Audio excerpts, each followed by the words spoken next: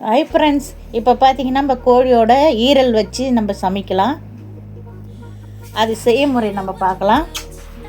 3 வெங்காயம் கட் பண்ணி வச்சுக்கணும், 2 தக்காளி கட் பண்ணி வச்சுக்கணும். அந்த ஈரலை வந்து கடாயில் போட்டு மஞ்சள் தூள் உப்பு போட்டு கொஞ்சம் வேக வச்சுக்கலாம்.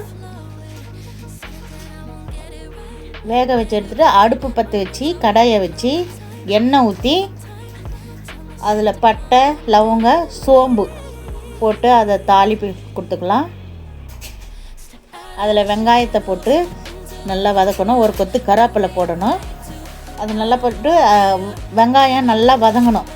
நல்லா வதங்கின்னு இருக்கும்போது சால்ட்டு போடணும். 1 ஸ்பூனு சால்ட்டு போட்டு நல்லா வதக்கணும். சால்ட்டு போட்டால் நல்லா வதங்கிடும்.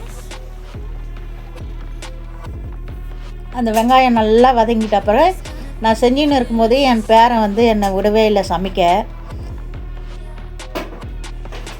பார்த்திங்கன்னா அந்த தக்காளியை ஆட் பண்ணணும். அதில் தக்காளி போட்டு நல்லா வதக்கணும். தக்காளி வெங்காயம் நல்லா வதங்கின அப்புறம்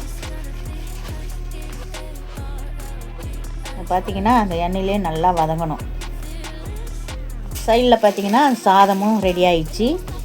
அதில் 2 ஸ்பூனு இஞ்சி பூண்டு பேஸ்ட்டு போட்டு அதை நல்லா வதக்கிட்டு 1 ஸ்பூனு மஞ்சள் தூள் போடணும். 1.5 ஸ்பூனு மிளகாத்தூள் போடணும். சிக்கன் மசாலா 1 ஸ்பூன் போடணும். அது போட்டு நல்லா அந்த பச்சை வாசனை போகிற வரைக்கும் நல்லா வதக்கி விடணும். இப்போ நல்லா வதக்கி விட்டுட்டு அதில் கொஞ்சம் தண்ணி அதில் ஊற்றி அதை நல்லா மூடி போட்டு நல்லா கொதிச்ச அப்புறம் இந்த ஈரல் அவிச்ச மாதிரிங்களா அதில் போட்டு அதை நல்லா கொதிக்க விடணும். அது நல்லா கொதித்து முடிஞ்ச உடனே அது மூடி எடுத்துட்டு இந்த அரைச்சம் பாருங்கள், சோம்பு, சீரகம், மெழுகு அந்த தூளை அதில் ஆட் பண்ணணும். அது போட்டு நல்லா கலரி விட்டுட்டு மல்லி இலை தூவி இறக்குனா நம்மளுக்கு ஈரல் கிரேவி ரெடி ஆகிடும். அதில் சாதத்தில் போட்டு அது ஊற்றி சாப்பிட்டு பார்த்திங்கன்னா சூப்பராக இருக்கும்.